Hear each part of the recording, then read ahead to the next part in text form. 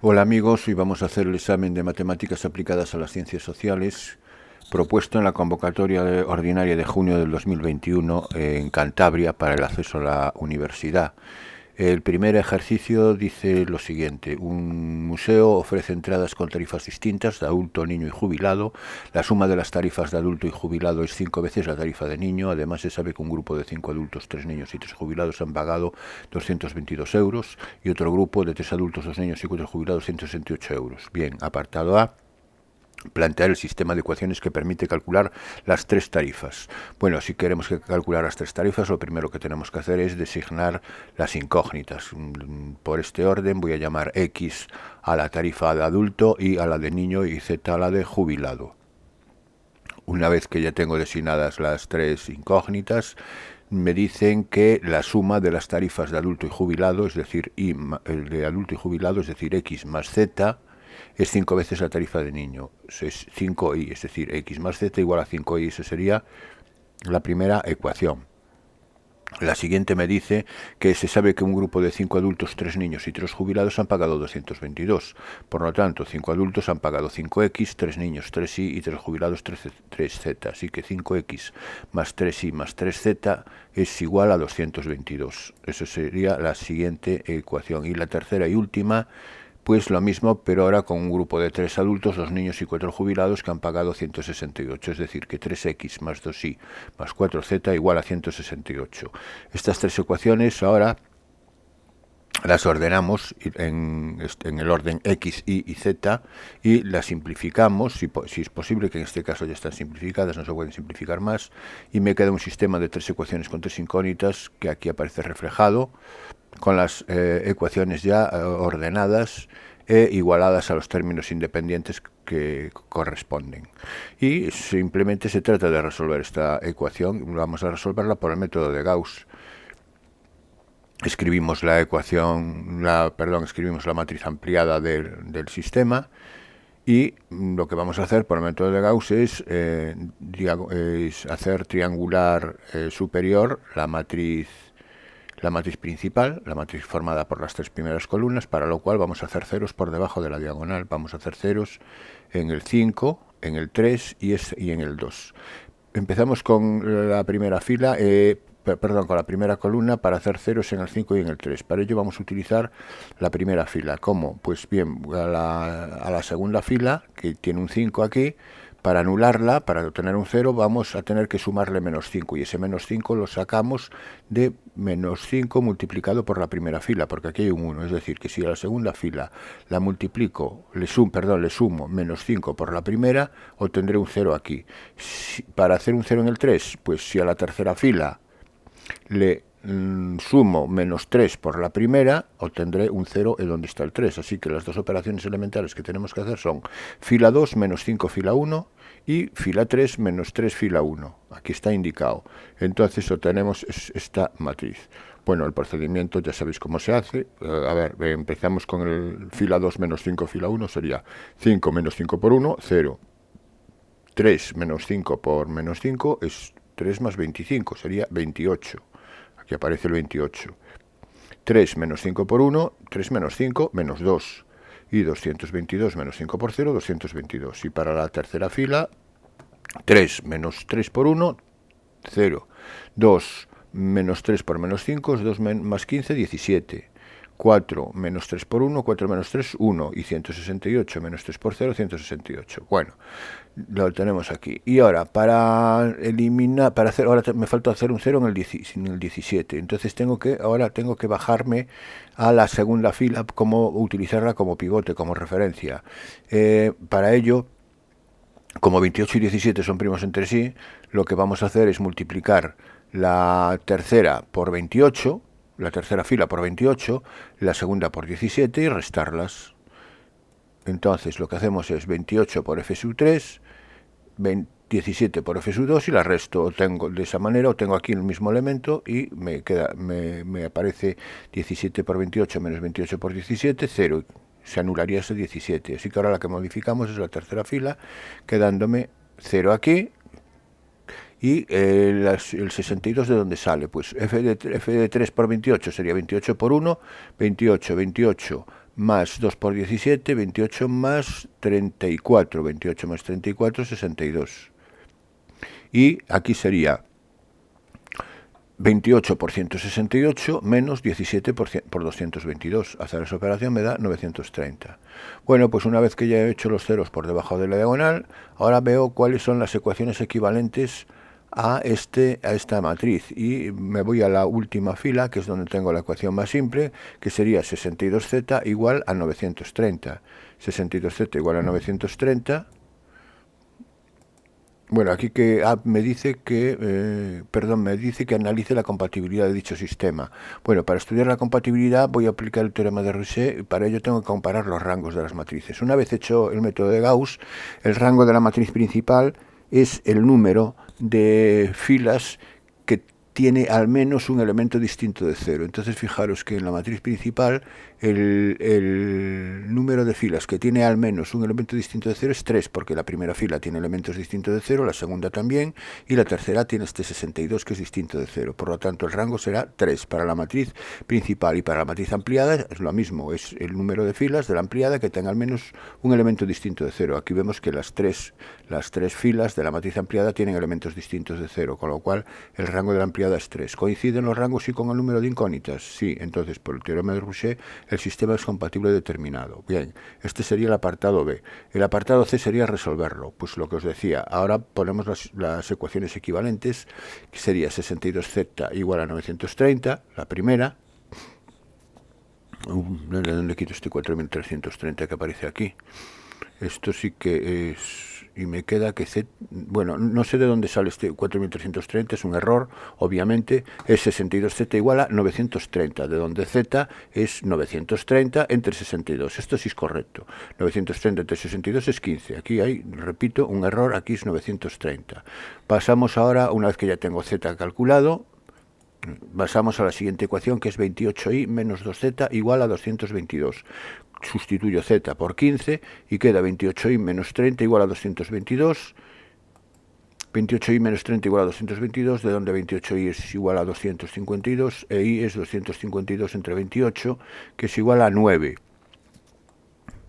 Y por último, para hallar x, voy a la primera fila, x menos 5i más z igual a 0, y sustituyo y z por los valores que he obtenido previamente, que son 9 y 15 respectivamente, de forma que al sustituir puedo despejar la x, donde x es igual a 30. Bueno, y eso sería la solución. Ahora me dice, hay un apartado D que me dice, el día que una familia formada por 2 adultos, 2 niños y 3 jubilados visite el museo, se ha aplicado un descuento especial de un 15% a cada tarifa, es decir, a estas tarifas que he obtenido en el apartado anterior. ¿Cuánto pagarán en total? Bueno, pues vamos a ver, en el caso de los adultos, si se ha hecho un descuento especial de 15% a su tarifa, que era 30, el adulto, recordar que la tarifa del adulto es 30, pues sería 30 menos un 15% de 30. Esto se puede representar de la siguiente manera, así sería 30 por 1 es 30, menos el 15% de 30 es 0,15 por 30, es 30 que multiplica 1 menos 0,15, o lo podemos hacer así. Esto sería la tarifa de los adultos rebajada un 15%. Como hay 2 adultos, he de multiplicar eso por 2. Ahora rebajamos un 15% la tarifa de los niños, sería 9 por 1 menos 0,15 también. Y como tengo 2 niños, pues sería 2 por 9 por 1 menos 0,15. Y por último rebajamos la tarifa de jubilados, que sería, ¿cuántos jubilados tengo? Tengo 3, pues entonces sería 3 multiplicado por, ahora la tarifa de los jubilados será 15 por 1 menos 0,15. Y haciendo estas operaciones, pues me queda, aquí lo que hago es, entro a multiplicar, 2 por 3, 1 menos 0,15 es 0,85 en los 3 factores, en los 3 sumandos, en los 3 sumandos 1 menos 0,15 es 0,85, por eso saco factor común aquí, luego 2 por 30 60, 2 por 9 18, 3 por 15 45. Bueno, pues eso es lo que en realidad hago, y entonces aquí hago la operación, sumo y multiplico por 0,85 obteniendo 104,55 euros, que es lo que pagan en total. Bien, pasamos al ejercicio siguiente. Una empresa elabora dos productos A y B que le proporcionan unos beneficios por kilo de 5 y 7 euros respectivamente. Por cuestiones de logística solo pueden producirse un máximo de 500 kilos a la semana. Las horas semanales de trabajo disponibles son 3.200. Cada kilo de A requiere 4 horas y cada kilo de B 8 horas. Además, solo dispone de 1.500 unidades de materia prima a la semana. Cada kilo de A necesita 375 unidades de materia prima, cada kilo de B 2 unidades. ¿Cuántos kilogramos de cada producto se pueden obtener semanalmente para maximizar los beneficios? Bueno, me piden cuántos kilos de cada producto, entonces esos ya son las incógnitas del problema. X kilos del producto A e Y kilos del producto B. Eso es lo primero que tengo que definir. Una vez que tengo estas dos variables designadas, lo siguiente es escribir las restricciones en función de X y de Y. Y lo primero que me dice es que solo pueden producirse un máximo de 500 kilos a la semana, o sea que X más Y tiene que ser menor o igual que 500. Bueno, esto sería la función beneficio. Me dice que produce un beneficio de 5 euros y 7 respectivamente. Eso sería el beneficio, 5 por X más 7 por Y. Y ahora escribo, esto sería la función objetivo que hay que maximizar, que es lo que me pregunta en el apartado, me pregunta el problema, me pide el problema, maximizar los beneficios. Entonces ahora escribo lo que os decía, las restricciones. La primera es eso, que X más Y tiene que ser menor o igual que 500. X mayor o igual que 0 y mayor o igual que 0 son las restricciones triviales, porque X e Y representan kilos de producto, no puede ser negativos. Esto me va a permitir ceñirme al primer cuadrante a la hora de dibujar la región factible de las soluciones.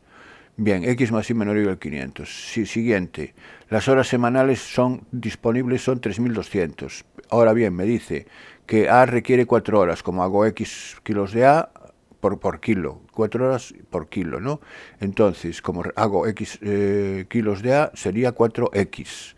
Y B requiere 8 horas, como hago Y kilos de B, serían 8Y, así que 4X más 8Y no pueden superar las 3.200. La restricción sería que 4X más 8Y sea menor o igual que 3.200. Aquí voy a aprovechar y a medida que escribo las restricciones voy dibujando las rectas en el sistema de ejes cartesianos, que delimitan el semiplano de solución de las desigualdades. Es decir, ahora lo que voy a dibujar es la recta X más Y igual a 500. Aquí la tengo. La recta X más Y igual a 500, daréis valores. Si X vale 0 y vale 500, y vale 0 X 500. Y comprobamos ahora qué valores de X y qué valores del plano verifican esta desigualdad, si los que están por debajo de la recta o los que están por encima. Para ello cojo un punto por debajo, por ejemplo, tomo el 0, 0 y el 0, 0 verifica la desigualdad. Por tanto, son todos los puntos que están por debajo. Como X e Y son mayores o iguales que 0 y me tengo que ceñir al primer cuadrante, en realidad los puntos son los que están dentro de este triángulo. Ahora tengo esos puntos con esta restricción. Vamos a la siguiente restricción. Decía, ya lo había comentado, eran las horas. Las horas estaban limitadas por 3.200 y eran 4X más 8Y. 4X más 8Y menor o igual que 3.200. Esta restricción se puede simplificar dividiendo todo por 4. Si dividimos todo por 4, me queda la restricción X más 2Y menor o igual a 800, que a la hora de dibujarla en la gráfica es dibujar la recta X más 2Y igual a 800, que sería esta que aparece aquí en azul, y también en la región del plano con la que me tengo que quedar es la que está por debajo de la recta azul, por el mismo motivo, o sea, argumentándolo igual con el 0, 0. Ahora bien, como se tiene que solapar con la anterior, son los puntos que tienen que verificar las dos al mismo tiempo, serían los puntos que están dentro de este cuadrilátero irregular que aparece aquí dentro, limitado por este segmento azul, este segmento verde y los dos segmentos que forman los ejes, el eje de la X y el eje de la Y. Pero tengo más restricciones. Me dice que solo se disponen de 1.500 unidades de materia prima a la semana. Entonces ahora tengo una limitación en la materia prima. Tengo solamente 1.500 unidades de las que no me puedo pasar. Y cada kilo de A necesita 375 unidades y cada kilo de B 2. Por lo tanto, 375 por X, porque son las unidades que voy a utilizar para hacer X kilos de A, más 2Y, que son las unidades que voy a utilizar para hacer los Y kilos de B, tiene que ser menor o igual que ¿cuánto dije? 3.200, que es no, estas son las horas. Menor o igual que 1.500 unidades. Aquí tengo 375x más 2 y menor o igual que 1.500. Como andar a trabajar con números decimales a mí particularmente me resulta un poco engorroso aquí, yo prefiero trabajar con números enteros, lo que voy a hacer es multiplicar por 4 esta desigualdad para que de esa manera se conviertan los números en enteros. Si multiplico 4 por 375 me da 15, 4 por 2, 8, 4 por 1.500, 6.000. Así que voy a trabajar con esta restricción y dibujo la recta. Para ello dibujo la recta 15x más 8y igual a 6.000. Bueno, esto evidentemente no es obligatorio, podéis trabajar directamente con la restricción y con la recta 375x más 2y igual a 1.500 y dibujarla perfectamente, que os va a dar la misma recta. Bien, la recta sería esta. Aquí tenéis que tener mucho cuidado al hacer el dibujo, porque fijaros aquí que hay una confluencia de 3 vértices, aquí se forma un triángulo muy próximos entre sí, y si no tenéis el dibujo muy bien hecho, aquí podéis llegar a tener una confusión con los vértices, Entonces aquí cuidado, hacerlo grande, ampliar las unidades para que sea lo más grande posible y para no tener problemas aquí con los puntos. Bueno, pues el rojo también vemos que son los puntos que están por debajo, entonces ahora me queda ya no tengo más restricciones, así que la región del plano que son solución que verifican todas estas restricciones es la que aparece sombreada aquí ahora en azul y que está determinada por los vértices que aparecen también indicados con estas letras mayúsculas. Para averiguar cuántos kilogramos de cada producto se pueden obtener semanalmente para maximizar los beneficios, lo que tengo que hacer es calcular los vértices, porque las soluciones de existir se van a encontrar en los vértices. Entonces empiezo con el vértice C, y es resolver los sistemas de ecuaciones formados por las ecuaciones de las rectas que determinan el punto. En este caso, el eje de las y, que es x igual a 0, y la recta azul, que es x más 2y igual a 800. Evidentemente, este es el punto 0,400. Aquí ya no me voy a parar en la resolución de los sistemas, porque son sistemas de dos ecuaciones con dos incógnitas que los podéis resolver por los métodos tradicionales de siempre. Vamos al punto D. El punto D es la intersección de la recta verde con la recta azul, es decir, x más y igual a 500 con x más 2y igual a 800. Fijaros que ahora trabajo con las rectas, por eso tomo igual, no tomo el menor o igual. El menor o igual solamente, la desigualdad es para determinar cuáles son los puntos de la región factible, si están por debajo o por encima. Ahora ya trabajo con las rectas. Bueno, al resolver esto lo podéis hacer por reducción restándolas, de esa manera las x se anulan, ¿no? Y queda que y es 300, y es 300 y x es 200. Esto se hace prácticamente sin necesidad de escribir. 200, 300, el punto D. El punto E es la recta roja con la recta verde, aquí lo veis en el dibujo, y es resolver el sistema formado por estas dos ecuaciones, cuya solución es esto. Aquí no me dan soluciones enteras, pero me dan soluciones fraccionarias. No trabajéis con decimales, trabajad con números racionales. Y F es la intersección de la recta roja con el eje de las x, que es y igual a 0, y la solución es x400 y por tanto f es 400, 0. Evidentemente G, que también es un vértice, no hace falta ya ni mencionarlo porque es el origen de coordenadas. El 0, 0 sería como solución no fabricar ningún kilo de producto A y ningún kilo del producto B. Es una solución que evidentemente no me va a interesar, pero podéis indicar que G es el punto 0, 0. Bueno, una vez que ya tengo los vértices, me dice que tengo que maximizar los beneficios. La función beneficio, la escribí al principio, era la función 5x más 7y, que eso me lo daba el problema. Me decía que me proporcionaba la producción de x kilos de A eran 5x y la producción de y kilos de B eran 7y. Y la suma en total eran los beneficios, 5x más 7y.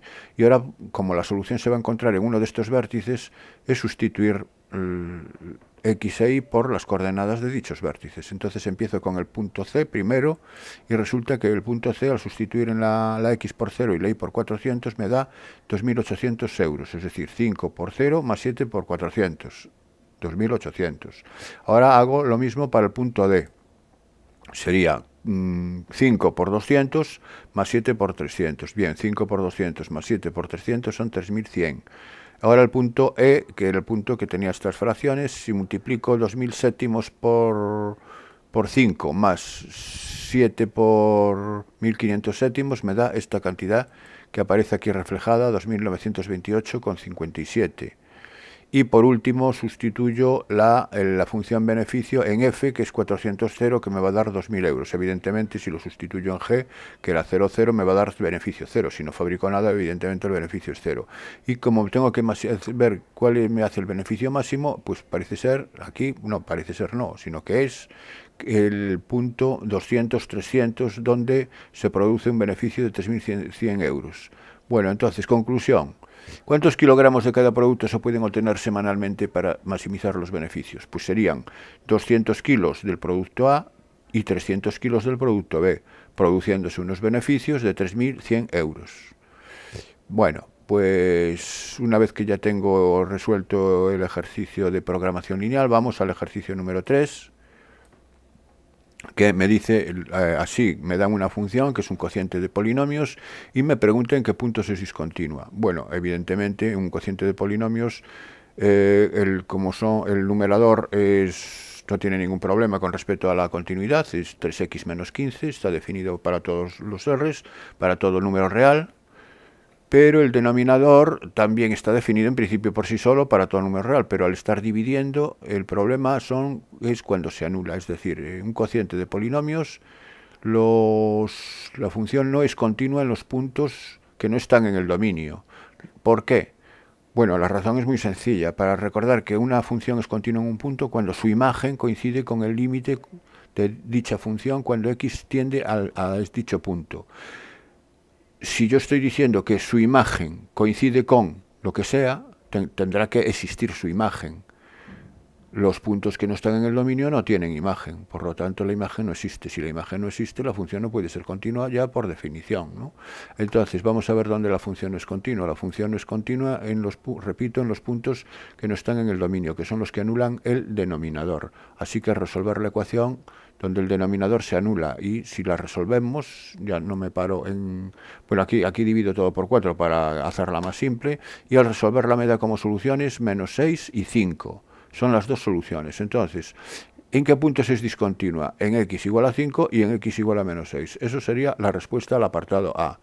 Vamos con el apartado B. Me dice, ¿se puede definir de nuevo la función para evitar alguna discontinuidad? Bueno, la respuesta es que sí. ¿Por qué? Vamos a ver qué pasa.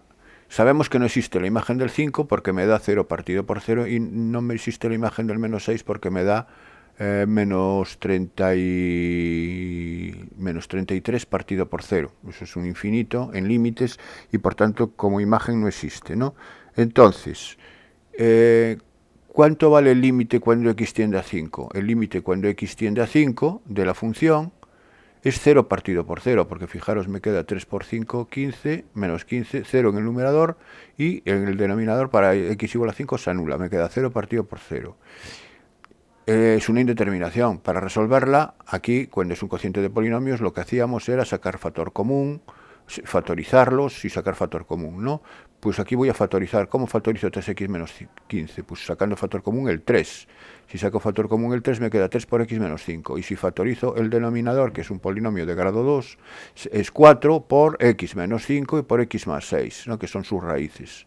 Y el 4, que es el coeficiente de grado 1, que lo tengo que multiplicar. Entonces, fijaros que aquí el x menos 5 lo podemos eliminar simplificándolo y me queda 3 partido por 4 por x más 6. Cuando x tiende a 5, ahora me quedaría 6 más 5, 11 por 4, 44. 44 en el denominador, 3 en el numerador. El resultado del límite es 3 partido por 44.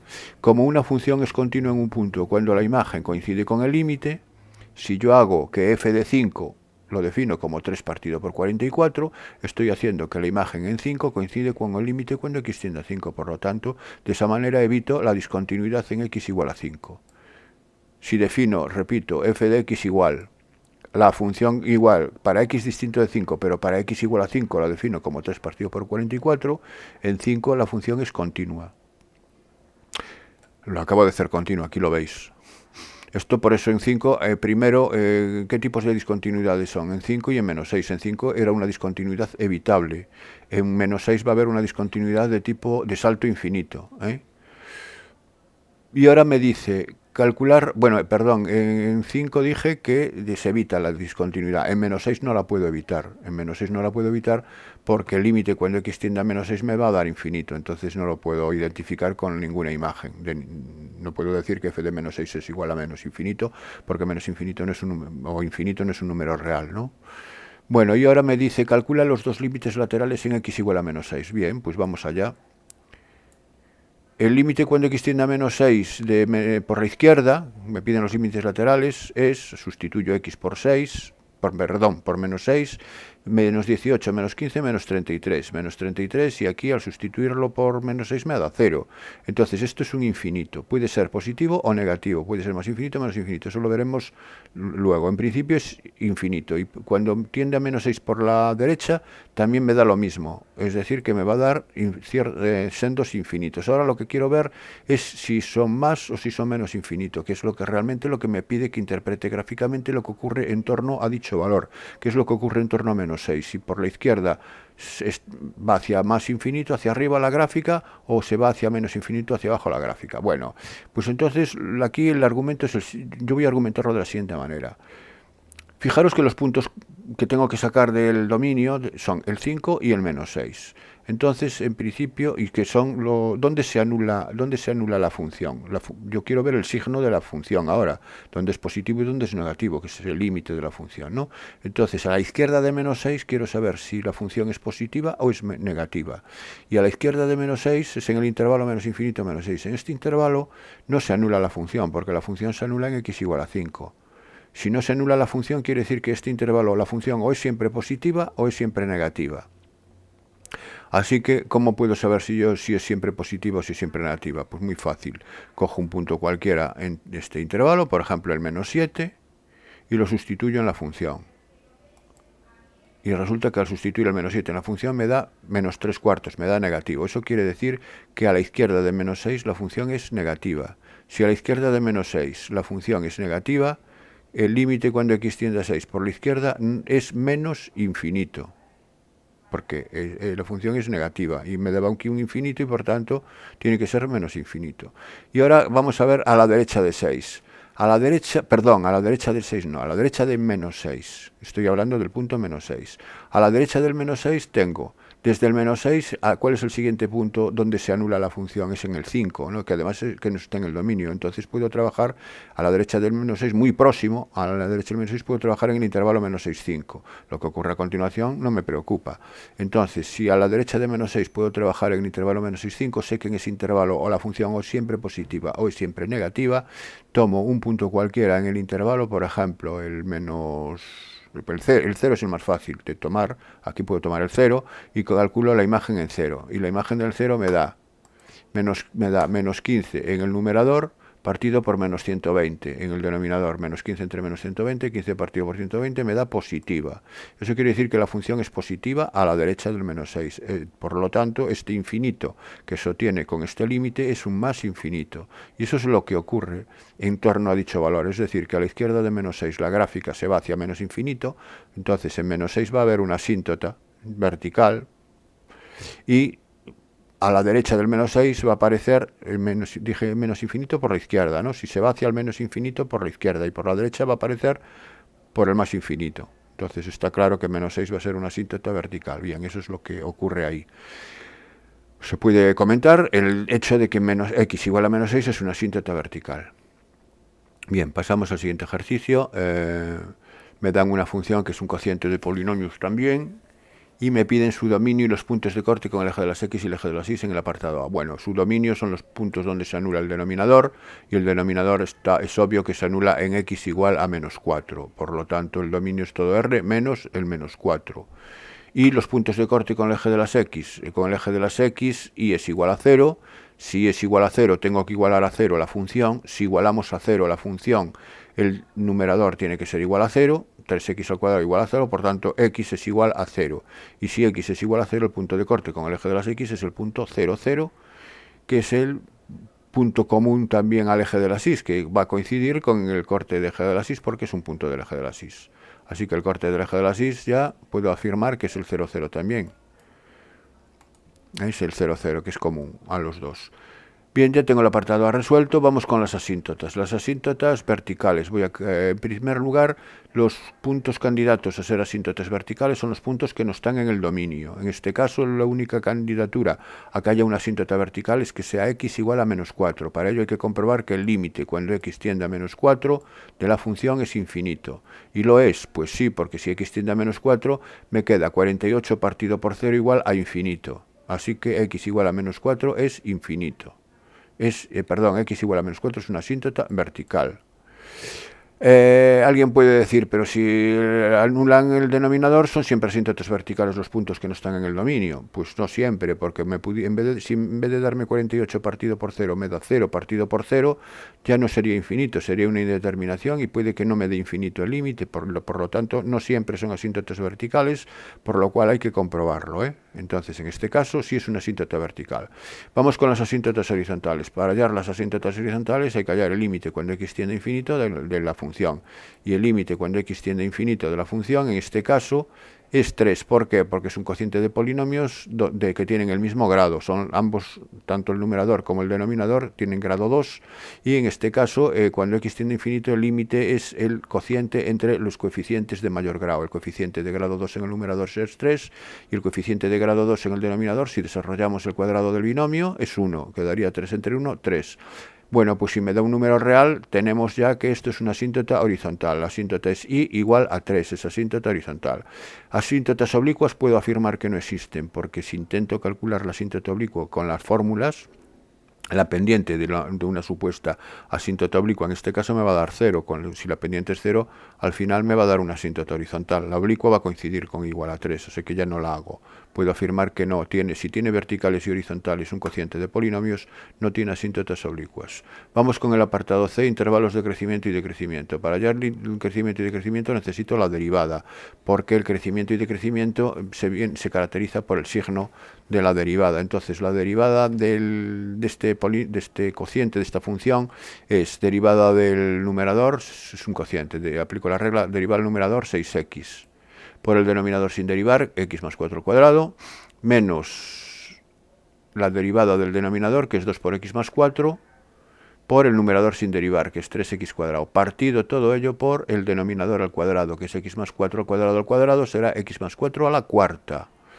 Bien, esto se puede simplificar como, pues aquí hay un x más 4 multiplicando y aquí también, se puede sacar 1 en cada uno de estos sumandos y 1 en el denominador. Me quedaría 6x por x más 4 menos 2 por 3x al cuadrado partido por x más 4 al cubo. Eso sería la simplificación. Y ahora hacemos este numerador, 6x por x... 6x por x es 6x al cuadrado, menos 6x al cuadrado se anula, y 6x por 4, 24x. Es decir, que en el numerador me queda 24x y en el denominador x más 4 al cubo. Bueno, pues a partir de eso tengo que ver tengo que ver el signo de la derivada en dónde, en los intervalos, en el dominio, digamos, en el dominio y extrayendo el punto donde se anula la derivada. ¿Dónde se anula la derivada? La derivada se anula cuando 24x es igual a 0, se anula en x igual a 0. Derivada es 0 cuando x es igual a 0. Pues bien, pues ahora en el dominio, que era todo r menos 4, tengo que extraer el 0 y me divide el dominio, este 0, que es el punto crítico, me va a dividir el dominio en los siguientes intervalos, desde menos infinito hasta menos 4, es el primero. Y en menos infinito menos 4, ¿qué ocurre?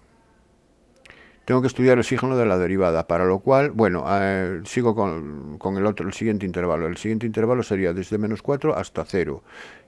Que sería el punto que tengo que extraer porque anula la derivada, y luego de 0 a más infinito sería el tercer intervalo.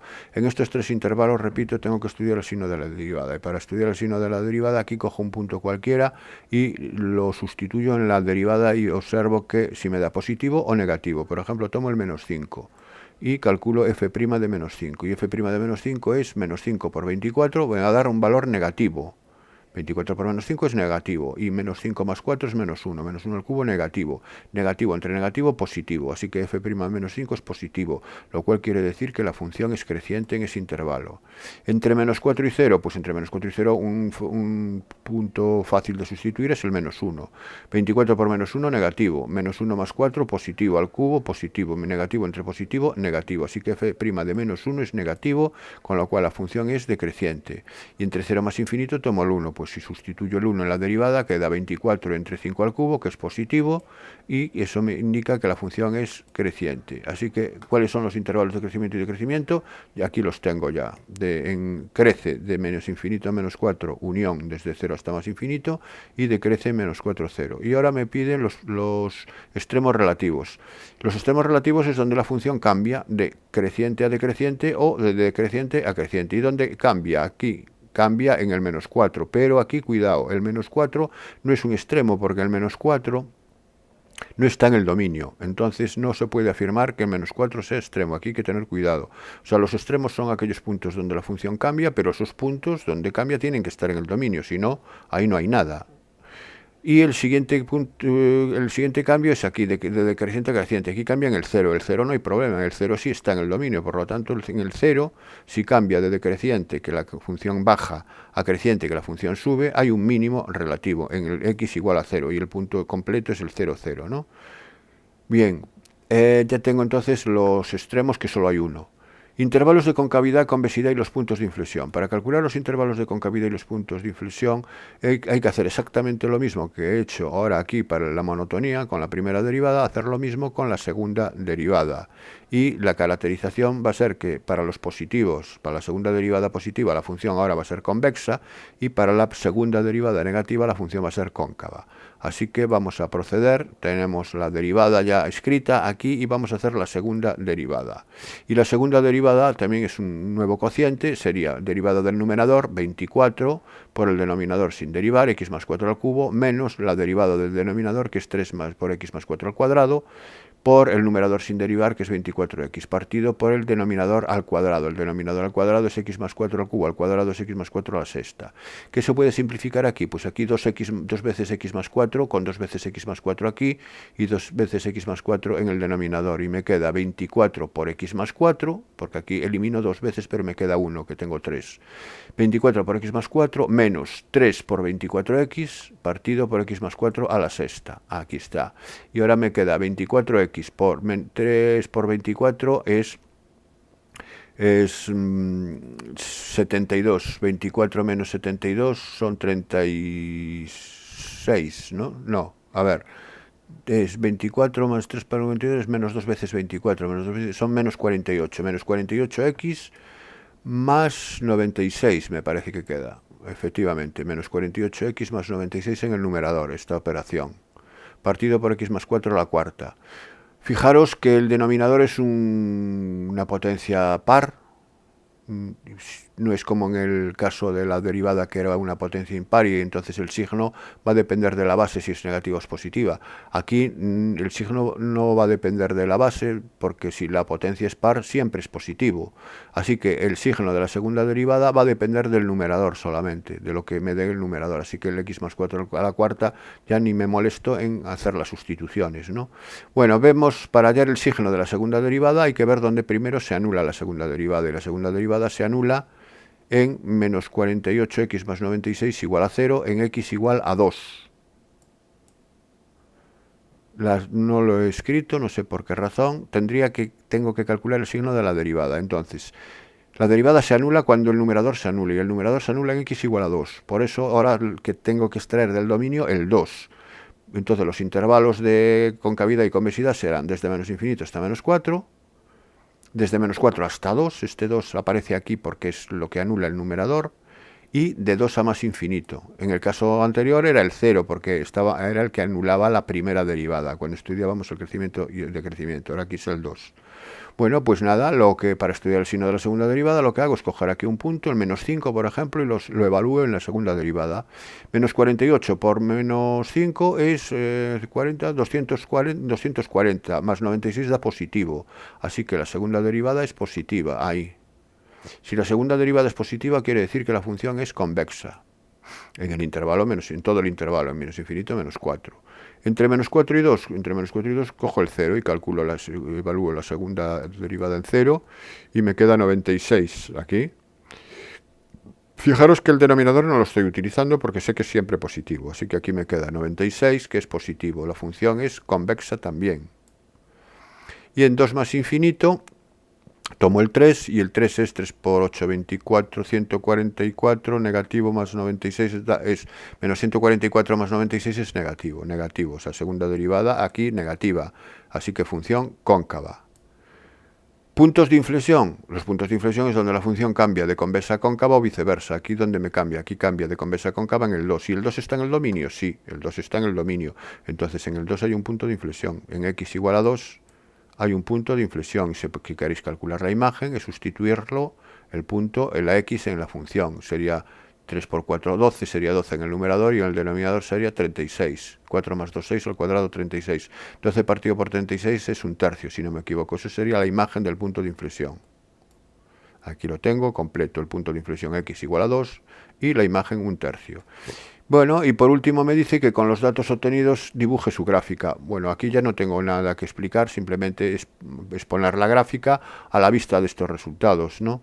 Ver dónde el punto de inflexión que es en x igual a 2, ver que él tenía un mínimo en 0, creo recordar, con los puntos de corte con los ejes, y con las asíntotas. Primero dibujar las asíntotas siempre, que son las guías por donde la función va, y la gráfica de la función pues es una cosa como esto. Aquí la tenéis. Tenía una asíntota en x igual a menos 4, que lo hemos comprobado, una asíntota vertical que estaría por aquí, por eso se me van las ramas hacia el más infinito. Tenía un mínimo en el 0, 0, aquí lo tengo, tiene un punto de inflexión en el 2, el punto de inflexión que es aquí, que es donde cambia de cóncava a convexa, aquí hay un cambio de cóncava a convexa, se ve que es un punto de inflexión, y luego pues el crecimiento y el decrecimiento también me lo está dando la gráfica de la función. Bueno, pasamos al siguiente ejercicio.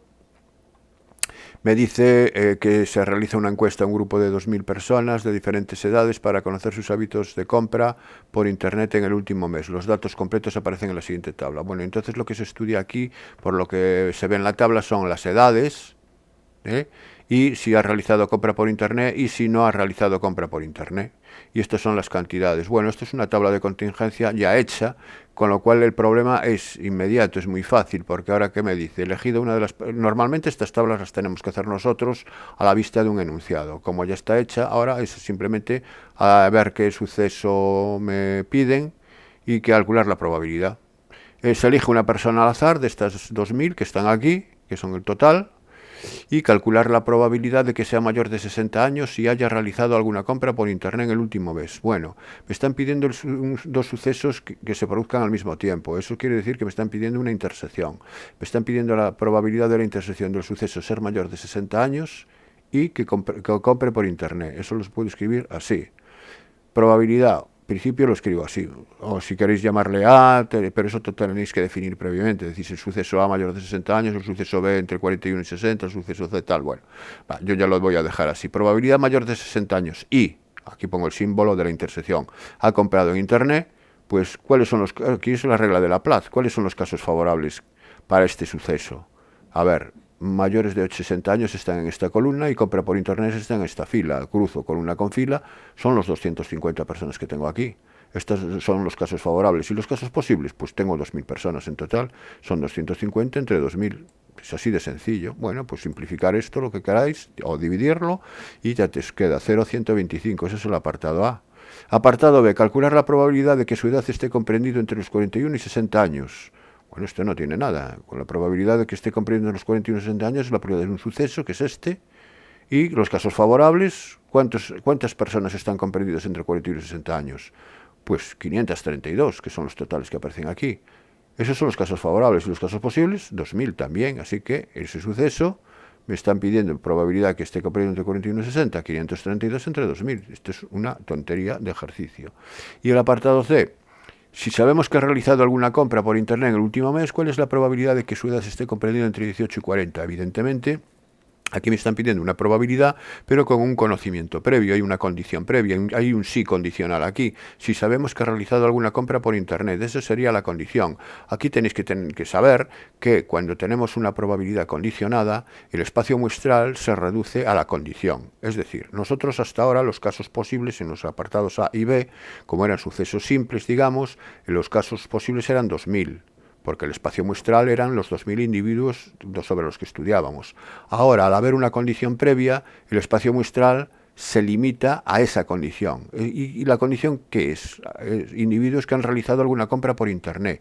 Los que han realizado alguna compra por Internet son 1043. Entonces ahora el espacio muestral no son 2000, son los 1043. Y de esos 1043, ¿qué casos favorables tienen una edad comprendida entre 18 y 40? De esos 1043, entre 18 y 40 tienen 468. Por lo tanto, la probabilidad condicionada que me están pedida es 468 como casos favorables, partido por 1040 por 1043 como casos posibles.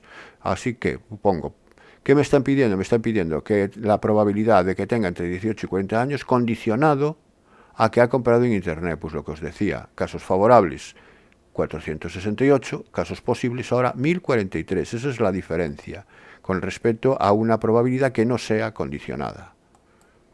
Bueno, pues este sería el ejercicio 5, mucho enunciado para una resolución que se hace en 3 líneas. Bien, pasamos al siguiente ejercicio. El tiempo que los usuarios de una compañía de telefonía móvil deben esperar para que les atiendan el servicio de atención al cliente sigue una distribución normal con desviación típica 2 minutos. Bien, la media no me la dan y una muestra aleatoria de 450 personas da como resultado un tiempo medio de espera de 14 minutos. Apartado A, obtener el intervalo de confianza del 93% para el tiempo medio. Bueno, aquí tenemos una variable X que es el tiempo de espera para que te atiendan en el servicio de atención al cliente, que resulta que es una normal de media desconocida, nu de media de la población y desviación típica 2. Esta es la media de la población. Bien, me dan una muestra de 450 ahora, trabajo con una muestra, ahora no trabajo con la población, voy a trabajar con una muestra de 450, ese sería el valor de n, el tamaño de la muestra, 450, y resulta que el tiempo medio para esta muestra es de 14 minutos, el tiempo medio, que es la media aritmética del tiempo, de los tiempos de estas personas, es este valor, que es 14 minutos. Tenéis que tener unificado todo en las mismas unidades, ¿eh? Aquí tener cuidado que aquí si en vez de decirme 14 minutos me dicen 2 horas, tendría que trabajar en minutos y pasarlo a minutos. Tendría que poner 120 aquí. Si me dicen 1 hora, 60, lo que sea. Aquí como son 14 minutos la desviación típica perdón, 2 minutos la desviación típica y 14 minutos la media, no hay ningún problema, están todos en las mismas unidades, o sea que yo voy a trabajar en minutos. Bueno, pues a partir de esto me dicen que obtenga un intervalo de confianza al 93% para el tiempo medio. El 93% me determina el nivel de confianza y es lo que me va a averiguar, voy a averiguar a partir de él el valor Z alfa medios, que es el que aparece en la fórmula del intervalo de confianza. Eso lo tenéis que saber, esa formulilla.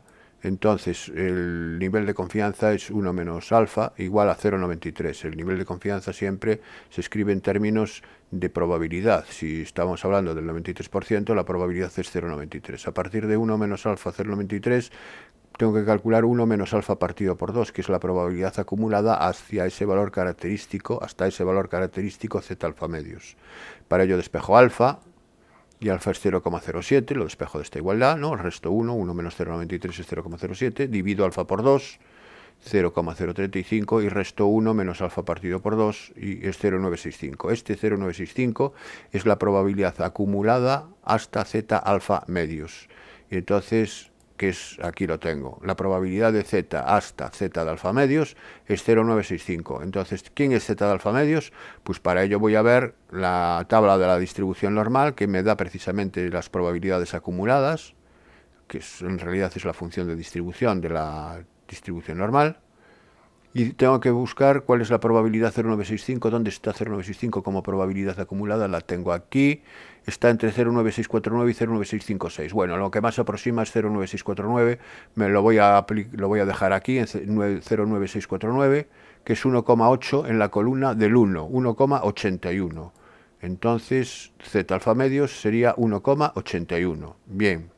Una vez que ya tengo Z alfa medios, tengo sigma, que era 2, y tengo n, que era 450, y la media muestral, que es 14, ya tengo todos los elementos para escribir el intervalo de confianza, porque tenéis que saber que el intervalo de confianza viene dado por esta fórmula. La media muestral más menos el z alfa medios por sigma partido raíz de n. Esta es la fórmula que me determina el intervalo de confianza, donde la media es el centro del intervalo y esta expresión que suma y resta es el radio del intervalo, también el error mínimo cometido. Perdón, el error máximo cometido. Bueno, pues nada, escribo sus valores, sería 14 más menos 1,81 por 2 partido raíz de 450. Aquí está, en mi problema, estos son los datos. 14 más menos, hago esta operación de la derecha, lo que suma y lo que resta, que es el radio del intervalo, el radio es 0,17. Evidentemente minutos, aquí estoy hablando siempre de minutos, son 14 minutos más menos 0,17 minutos. Si resto, obtengo el extremo inferior del intervalo, si sumo, obtengo el extremo superior del intervalo.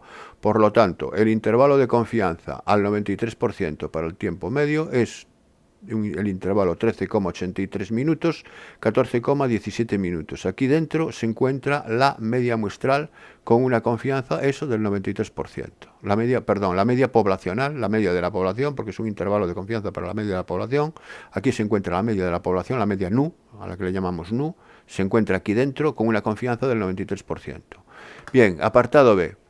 El apartado B ahora me pide cuál es el tamaño mínimo que debe tener la muestra para que el error cometido al estimar la media con un nivel de confianza del 90% sea un tercio del obtenido en el apartado anterior. Bien, el error cometido en el apartado anterior es 0,17, es el radio, ese es el error cometido máximo, 0,17. Entonces ahora el error me dice un tercio, tiene que ser un tercio de 0,17, entonces el error cometido ahora va a ser 0,17 entre 3, y ese va a ser el radio de mi intervalo ahora, pero a un 90% de confianza. Así que lo que tengo que calcular ahora es el z alfa medios para el 90%. Es decir, para 1 menos alfa igual a 0,9. Si 1 menos alfa es igual a 0,9, 0,90, alfa es 0,1. Alfa medios es 0,05 y 1 menos alfa medios es 0,95. Y esta es la probabilidad acumulada para hallar el z alfa medios. Me voy entonces a la tabla y busco ahora en las tablas, lo que busco es 0,95. Y 0,95 me lo encuentro aproximadamente aquí entre 0,94, 95 y 0,9505. Aquí puedo aproximarlo al 1, a ver, esto viene del 1,6 en la columna 4 y el 1,6 en la columna 5, entre 1,64 y 1,65. Si está entre 1,64 y 1,65, si está entre 1,64 y 1,65, yo voy a tomar el valor intermedio, el 1,645. Este sería el valor medio entre 1,64 y 1,65. Voy a tomar z alfa medios. Hay quien toma 1,64 por defecto, hay quien toma 1,65 por exceso. Bueno, lo ideal es tomarlo aquí, así, en el medio, la media aritmética de los dos. Bueno, y si tomo z alfa medios 1,645, ahora lo que tengo que averiguar es identificar el error, porque ahora me habla de que el error tiene que ser la tercera parte. El error no necesita para nada la media muestral, ¿eh? O sea, el 14, olvidaros que ya no lo necesito. El error es el radio, entonces sería z alfa medios, que es 1,645, por sigma, que eso sí es el mismo, eso no cambia, que es 2, partido por raíz de n, que es lo que me piden. Entonces, aquí tengo z alfa medios sigma partido raíz de n, que es el error, es igual a la tercera parte del error cometido antes. El error cometido antes era 0,17 entre 3, un tercio, ¿no?, del error. Bueno, pues hago esta igualdad, haciendo esta igualdad, me queda que z alfa medios es 1,645 por 2 partido raíz de n igual a 0,057. Este 0,057 es 0,17 entre 3. Y el raíz de n lo paso multiplicando para aquí, y el 0,057, que pasaría dividiendo para acá, al final raíz de n es igual a 57,71, elevo al cuadrado para quitar la raíz, y me queda que n es 3330,4. Conclusión. ¿Cuál es el tamaño mínimo que debe tener la muestra? Pues el tamaño mínimo que debe tener la muestra es 3331 individuos. Para que el error, claro, evidentemente, si yo quiero que el error sea muy pequeño, la muestra tiene que ser cuanto más grande mejor, por eso es una muestra muy grande, ¿no?, para que el error se haga pequeño, en este caso al 90% de confianza. Bueno, pues este sería el ejercicio número 6, y con este ejercicio Hemos acabado el examen, espero haberos servido de ayuda y os espero en el próximo vídeo.